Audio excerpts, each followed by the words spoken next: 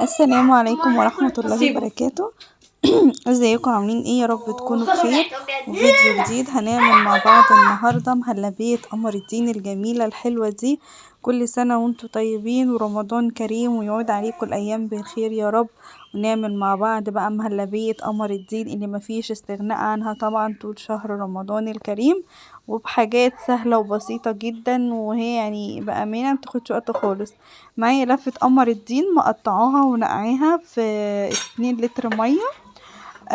طبعا هنسيبها قبليها بيوم علشان تكون دابت معايا بالشكل اللي احنا شايفينه. وبعد كده ببدأ اضيف عليها كمية السكر اللي احنا عايزينها، طبعا السكر حسب الرغبة بتاعتك.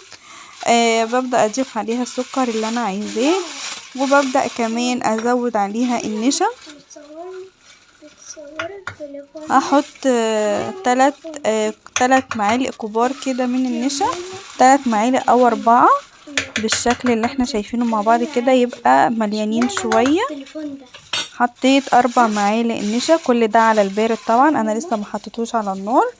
وبعد كده باخد المكونات بتاعتي دي كلها وببدأ اني اضربها في الخلاط علشان النشا مع السكر مع قمر الدين يدوب كده كله في بعضه، وتبقى اتأكد ان مفيش اي تكتلات او حاجة معاه. وده شكله بعد ما ضربته في الخلاط. بصوا بقى بيبقى شكله عامل كده، هي الاضاءة بس مخليه اللون مش واضح او فاتح قوي، بس هو لونه مش كده خالص.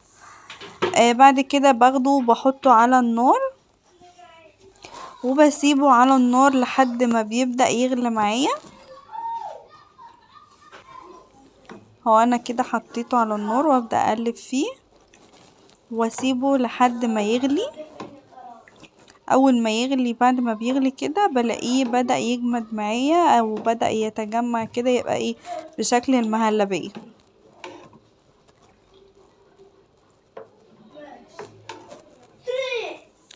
خلاص بعد ما تقل معايا وبقى بالشكل اللي احنا شايفينه مع بعض كده، هبدأ اجيب الاطباق بتاعتي اللي احنا هنحط فيها قمر الدين، وده كده بيبقى شكله. وطبعا هسيبه بعد ما بتسيبيه اكتر بيجمد، بيبقى مهلبية حلوة قوي، وان شاء الله تجربوه ويعجبكم.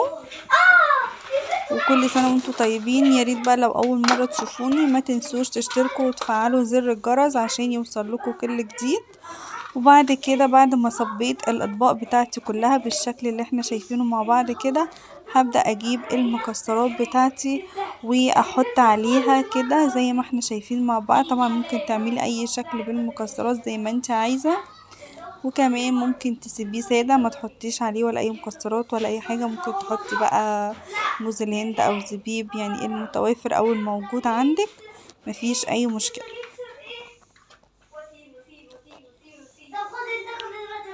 بعد ما بخلصه بسيبه يبرد ويرتاح خالص، بحطه في التلاجة طبعا.